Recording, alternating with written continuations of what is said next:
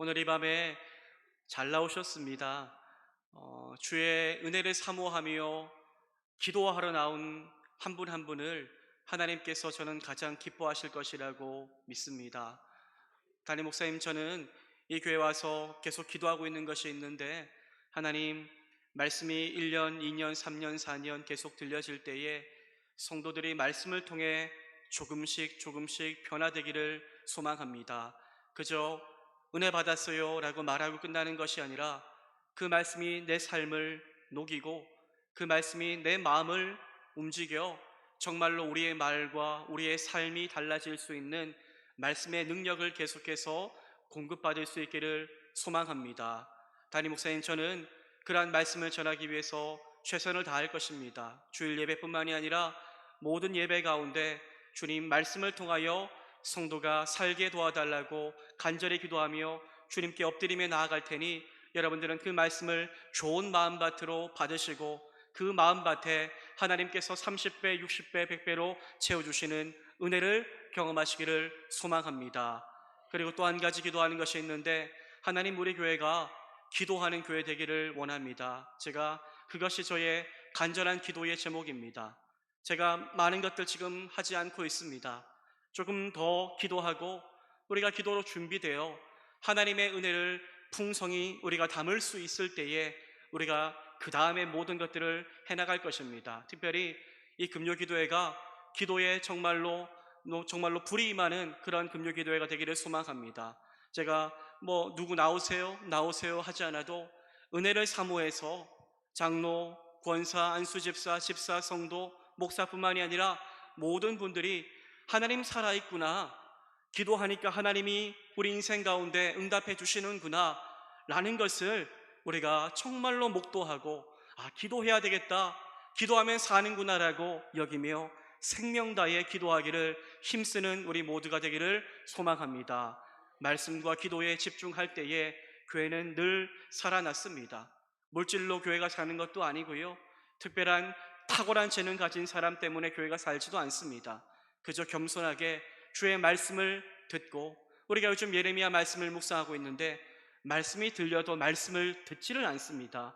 이스라엘 백성들이요, 계속해서 하나님 말씀하시지요, 계속해서 말씀하시는데 도무지 듣지를 않습니다. 끝까지 안 듣습니다. 그래서 멸망하지요.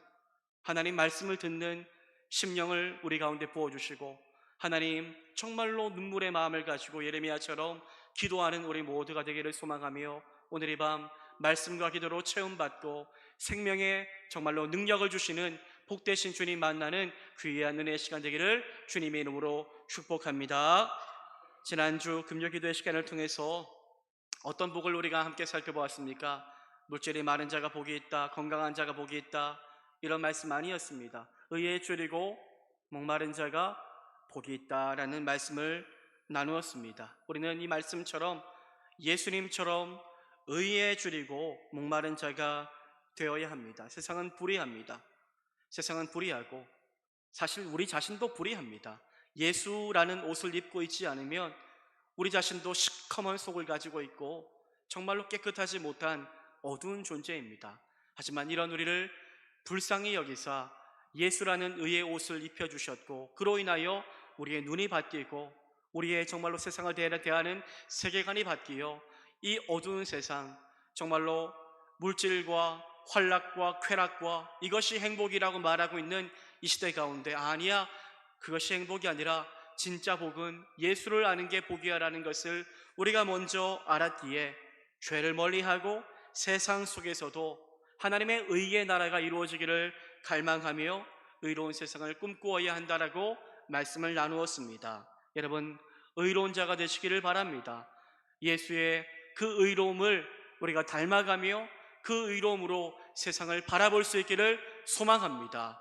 그런데 여러분들, 우리가 의로운 자로 설 때에 한 가지 반드시 필요한 것이 있는데요, 무엇이 필요할까요? 그저 의만 있으면 됩니까? 저스티스, 공의만 있으면 됩니까? 아닙니다. 오늘 성경은 긍휼이 필요하다라고 우리 가운데 말씀합니다.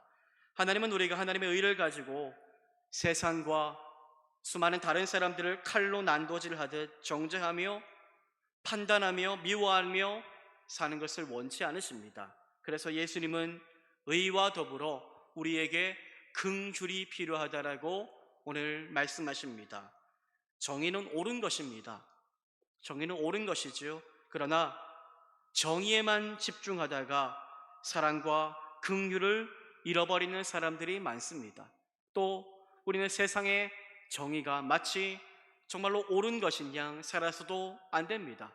정의란 무엇인가라는 책이 있는데 저마다 정의에 대한 생각들이 다 다릅니다. 정의에 대한 생각들이, 인권을 중시하는 사람은 인권 중심으로 정의를 해석하고, 수많은 정말로 자본주의에 잠식된 사람은 물질을 중심으로 정의를 해석하는데, 세상의 정의는 다릅니다.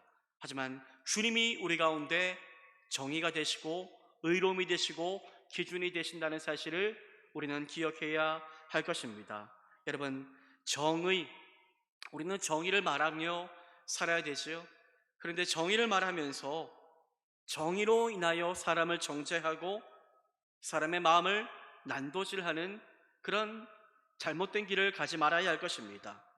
정의가 여러분들 옳은 것 같지만 정의가 긍휼의 옷을 입지 않으면 어떻게 될까요? 도리어 세상을 밝게 하는 것이 아니라 세상을 어둡게 만들어 버릴 수가 있습니다. 그렇기 때문에 정의와 긍휼은 항상 함께 해야 함을 기억해야 될 것입니다.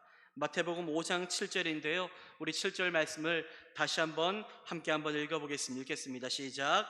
긍휼히 긍휼히 여기는 자는 복이 있나니 그들이 긍휼히 여김을 받을 것이미요. 예수님은 긍휼히 여기는 자가 복이 있다라고 말씀합니다. 긍휼히 여기는 것이 하나님 나라의 복받은 백성들의 모습이 되어야 함을 말씀하고 있습니다.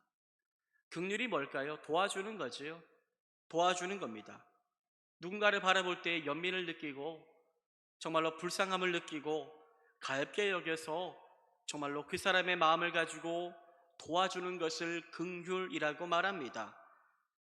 그가 행한 어떠한 잘못만을 지적하는 것이 아니라 그 잘못 때문에 그 사람 안에 어긋난, 정말로 죄로 인해 어긋난 그 마음까지 안타까워하며 그 사람 안에 잘못된 것이 사라지기를 바라며 도와주는 것이 긍휼이라고 말할 수가 있습니다. 어떤 사람이 비참하게 되었는데, 어떤 사람이 정말로 비참하게 된 것이 그 사람의 잘못 때문에 이루어진 것일지라도 너 그럴 줄 알았어 라고 말하지 말고 그 사람이 겪고 있는 불행과 연민과 아픔을 헤아려주고 보듬어 안아줄 수 있는 것이 바로 긍휼이라고 말할 수가 있습니다. 가끔씩 제 방에 한 분 한 분 찾아와서 상담을 하시는 분들이 있습니다. 그런데 많은 분들이 참 저마다 아픈 사연들이 있어요. 가정이나 건강이나 물질이나 아픈 사연들이 있는데 저는 최대한 말 안 하려고 합니다. 그냥 들어주고 들어줍니다. 그게 제일 큰 힘이 될 것을 알고 있기 때문입니다. 무언가 야 그거 잘못됐어요, 그거 잘했어요 라고 그 사람들 저를 찾아온 것이 아니라 긍휼히 여김을 받기 위해서 찾아온 것을 알고 있기 때문에 그저 다 들어주고 힘드셨습니다, 아이고 힘드셨겠습니다, 아이고 저라면 참 감당하기 힘들었을 텐데 라고 말하며 기도하는 거죠. 하나님 앞에 은혜를 구하는 겁니다. 그러면 그게 힘이 되고 그게 위로가 되고 그게 능력이 되는 것입니다. 우리는 너무 많이 의를 가지고 내가 의로운 사람이 되어서 무언가를 해결하려고 하는데 목사인 저도 해결할 수 없는 것들이 너무나도 많이 있습니다. 그저 긍휼의 마음으로 들어드리고 긍휼의 마음으로 함께 기도하고 함께 마음 아파하는 것, 이것이 주님께서 우리 가운데 원하시는 것이 아닐까 하는 생각들을 가져보게 됩니다. 요즘 젊은 사람들 가운데 이런 말 많이 씁니다. 너 T야? 너 F야? 무슨 말이에요?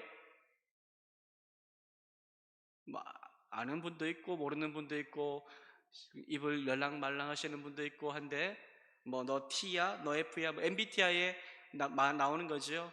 뭐 무슨 ESTJ, 뭐 ISFP 뭐 이런 것들을 말할 때에 T냐 F냐, 이 사람이 정말로 이성적이냐 감정적이냐를 말하는 것인데, 무슨 일이 있을 때마다 이 사람은 지금 힘들어 죽겠는데 아이고 네가 잘못해서 그렇지 라고, 잘못해서 그런 게 맞아요. 그래도 그렇게 말하면은 이 사람은 뭘까요? 티죠, 티. 그런데 아이고 어떻게 진짜 힘들었겠다, 네가 잘못해서 그런 것 같지만 그래도 네가 얼마나 힘들었어 라고 공감해 주면 그게 뭘까요? 또 감정적으로 F라고 말할 수 있는 것입니다.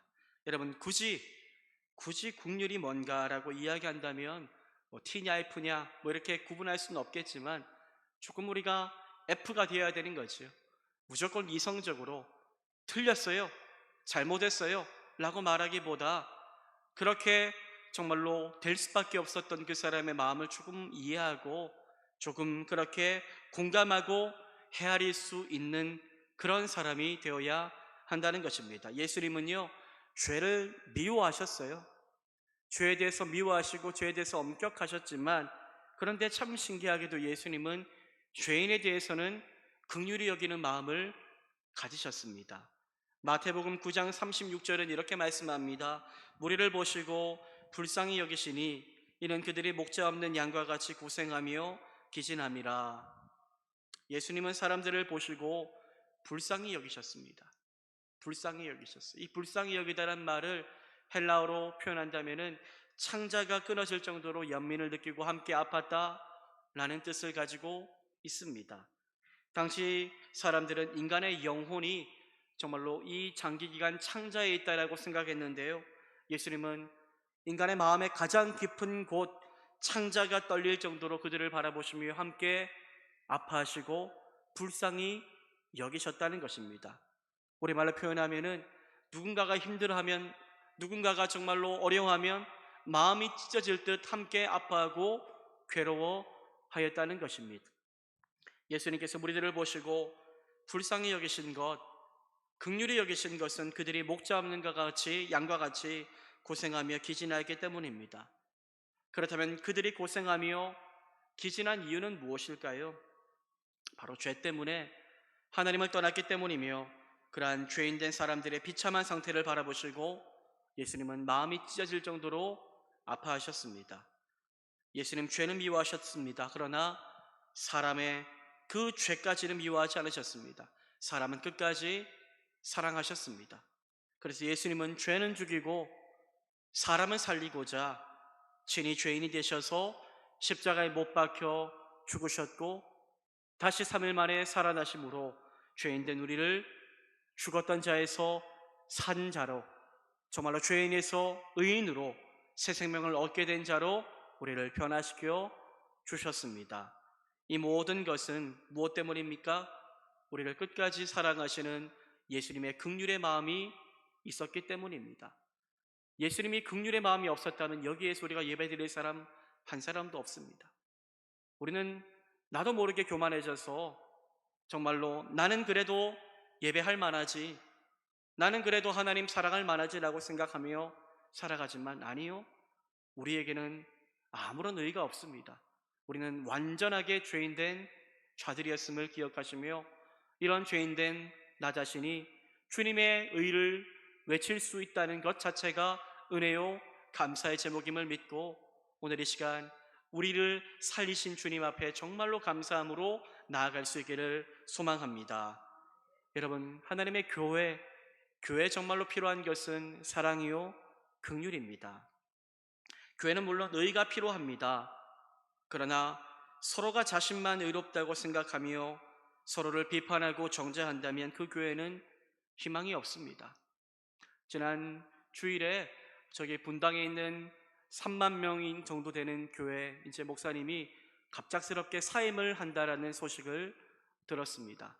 홈페이지에 나왔고 이게 이슈가 되어서 뭐 네이버 신문에도 나오고 여러 기독식 신문에도 나오고 그랬어요. 어떤 일일까 보니 어떤 블로그에 들어가 봤는데 서로 싸우고 난리가 났어요. 서로 싸우고, 이 목사는 이래서 안 돼, 저래서 안 돼, 원래 그럴 줄 알았어, 그래 스스로 그만둬야지. 또 어떤 사람은 아니야, 이 목사님이 얼마나 우리를 위해서 기도 많이 하고 정말로 교회를 위해서 충성을 다했는데. 댓글이 끝이 안 나요. 끝이 안 나. 끝이 안 나는 것들을 저는 보면서 참 마음이 너무 아팠습니다. 무엇이 옳고 무엇이 그르냐를 떠나서 사탄이 참 좋아하겠다라는 그런 생각들을 해보았습니다.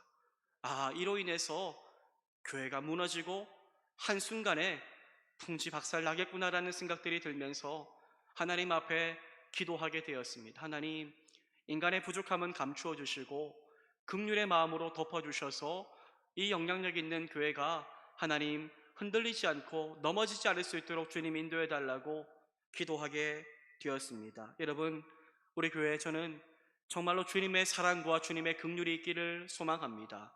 한 사람 한 사람 보면은 모자란 것 투성입니다. 여기에 있는 목사도 모자란 것 투성이고 참 지혜가 부족하고 참 허점 투성입니다. 그런데 의라는 그 프레임으로 그 사람을 보면 지적할 것 투성이지만 긍휼의 프레임으로 누군가를 보기 시작한다면 칭찬하고 높여줄 것 투성입니다. 어제 우연히 유튜브를 보면서 염정아 씨가 유퀴즈 온 더 블럭이라는 데 나왔는데 이런 얘기를 하더라고. 자기는 칭찬하면 너무 좋대요. 누가 칭찬하면 날아갈 것 같아요. 그런 이야기를 50 넘은 그분이 이야기를 하시는데, 나이가 들어도 칭찬받고 나이가 들어도 칭찬 한번 받으면 힘이 나고 하는 것을 보게 되면서 우리 교회에 정말로 필요한 것이 무엇일까? 사랑과 긍휼이 아닌가 생각해 보게 됩니다. 사랑하는 여러분, 일을 할 때에 어떠한 사역들을 준비할 때에 때론 부족할 수도 있고 내 생각과 다를 수도 있지만은 의라는 프레임으로 그것을 바라보지 마시고 긍휼과 사랑으로 바라보며 함께 격려하고 수고 많으시죠? 정말로 수고 많으셨어요. 칭찬하고 세워줄 수 있는 우리 교회가 되어서 이 교회가 앞으로 지금까지 70년 은혜 가운데 서왔지만 앞으로 더욱더 은혜 가운데 든든히 서갈 수 있는 믿음의 교회가 될 수 있기를 주님의 이름으로 축복합니다. 오늘 우리가 살아가는 세상은 여러분들 긍휼이 없습니다. 경쟁투성입니다. 다른 사람보다 앞서지 않고 높아지지 않으면 뒤처지고 무시당하는 시대입니다. 이러한 세상 속에서 우리는 자연스럽게 긍휼을 잃어버리고 자비도 잃어버립니다. 그리고 긍휼 베풀며 남 좋은 일을 하며 살아가는 것은 어리석고 현실적이지 못한 사람이라고 말합니다. 그러나 그러한 각박한 세상 속에서 성경은 이렇게 말씀하지 않습니다. 도리어 그 어둠을 밝히 비치는 한 줄기 밝은 빛이 되는 그리스도인이 되어야 한다라고 우리 가운데 말씀하고 있습니다. 세상 사람들과 다르게 살아가는 게 뭘까요? 주일에 그저 교회 오고 교회 출입 좀 그렇게 왔다 갔다 하는 것이 다른 것이 아니라 우리의 삶이 하나님의 나라가 되어 다른 삶을 살아가야 되는데 이 각박한 의만 가득한, 그래서 서로가 옳다라고만 말하고 정치나 경제나 모든 사회 가운데서 서로 자기가 의롭다고 이야기하며 싸우기 바쁜 이 시대 가운데 우리는 다른 주님의 긍휼을 나누어 줄 수 있는 사랑하는 우리 모든 분들 되시기를 소망합니다. 그러한 자가 진정 복되다라고 말씀하시고 주님께서 그러한 자를 긍휼히 여겨 주실 것이다라고 말씀하십니다. 우리 7절 말씀을 다시 한 번만 읽어볼까요? 우리 다시 한 번만 7절 말씀 읽어보겠습니다. 시작.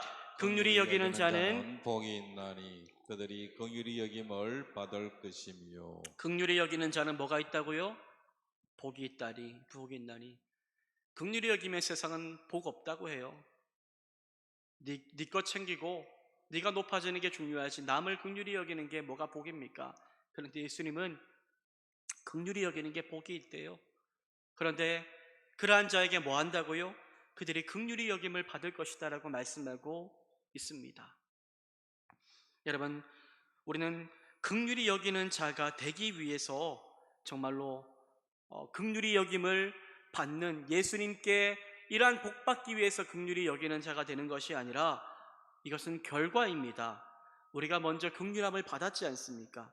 예수로 인하여 십자가 은혜로 인하여 긍휼함을 받았기에 이미 그 긍휼의 복을 누리고 있기에 우리는 그 복에 감사해서 내가 받은 긍휼의 은혜를 나눌 수 있는 사람이 되어야 합니다. 우리의 인생길을 한번 돌아보십시오. 한 단어로 말한다면 무엇일까요? 은혜입니다. 은혜. 모든 것이 은혜이지요. 우리가 구원받아 영생 누리며 기쁨으로 살게 된 것, 전적인 하나님의 은혜이고, 죄로 인해서 죽었던 나를 불쌍히 긍휼히 여기신 주님의 사랑이 있었기 때문이고, 용서받지 못할 죄 지은 나를 긍휼의 마음으로 용서하신 하나님의 사랑 때문 아닙니까? 나 같은 죄인 살려주신 주님의 은혜 고마우십니까? 이제껏 내가 산 것도 다 주님의 은혜인 줄 믿으십니까? 우리가 은혜 받을 만한 사람이었기 때문에 은혜 받은 것 아닙니다. 은혜 받을 만한 자격 1도 없습니다. 우리요. 주님이 우리를 긍휼히 여겨주시 않으셨다면 우리 또한 주님이 주시는 복 알지도 못한 채 죄에 허덕이며 세상 그 높은 곳을 향해 나아가는 정말로 세상의 사람이 되었을 것입니다. 그러나 이런 우리를 불쌍히 여기신 예수님께서 나를 먼저 찾아와 사랑해 주셨고 긍휼을 베풀어 주셨기에 우리가 나음을 입게 되었습니다. 사랑하는 여러분, 하나님의 사랑과 긍휼을 날마다 묵상하시며 감사할 수 있기를 소망합니다. 그리고 우리 곁에 사람들을 하나님의 마음으로 사랑하고 불쌍히 여기며 긍휼히 여기며 살아갈 수 있기를 소망합니다. 여러분들로 인하여 외로운 사람들이 힘을 얻고 슬픔 당한 사람들이 위로를 받고 눈물 흘리는 자들이 다시 웃을 수 있는, 긍휼을 베풀 수 있는 우리 모두가 될 수 있기를 축복합니다. 그런데 우리 힘으로 나와 다른 사람 온전히 사랑하고 긍휼 베풀 수 없습니다. 내가 받은 사랑과 긍휼이 있어야 나눌 수 있는데 날마다 하나님의 사랑과 긍휼로 나를 채워가야 합니다. 여러분, 우리가 매 순간 하나님을 붙잡아야 되는 이유는 우리는 매 순간 달라지기 때문입니다. 우리의 감정이 여러분들 매 순간 똑같습니까? 매 순간 다릅니다. 아침에 일어났을 때에, 밤에 잘 때에, 날씨가 좋을 때에, 좋지 않을 때에 매 순간 다릅니다. 마찬가지로 우리의 영적인 상태도 매 순간 똑같을 수 없습니다. 매 순간 다르지요. 어떤 때는 은혜로 충만하다가 어떤 때는 좋지 못한 감정에 휩싸여 은혜가 사라지기도 합니다. 그래서 우리는 매 순간 말씀을 붙잡기를 힘써야 되고 매 순간 기도하며 주님 나를 불쌍히 여겨 내게 은혜를 부어달라고, 긍휼을 부어달라고 기도하며 나아가야 하는 것입니다. 여러분, 이 금요기도회 뿐만이 아니라 여러분들의 삶의 모든 자리에서 매 순간 주님의 긍휼과 사랑을 구하며 나아갈 수 있기를 소망합니다. 여러분들의 직장이나 가정이나 어디에 있어든지 간에 하나님은 매 순간 언제나 우리에게 필요합니다. 하나님이 필요하지 않은 곳은 아무것도 없습니다. 모든 곳에 하나님의 은혜가 필요하다는 것을 기억하며 주님 나를 긍휼히 여겨주시고 주님 이 시간 나를 불쌍히 여겨달라고 날마다 은혜를 구하며 내게 주시는 그 은혜로 인하여 내가 나눌 수 있는 긍휼과 사랑이 충만할 수 있게 되기를 주님의 이름으로 축복합니다.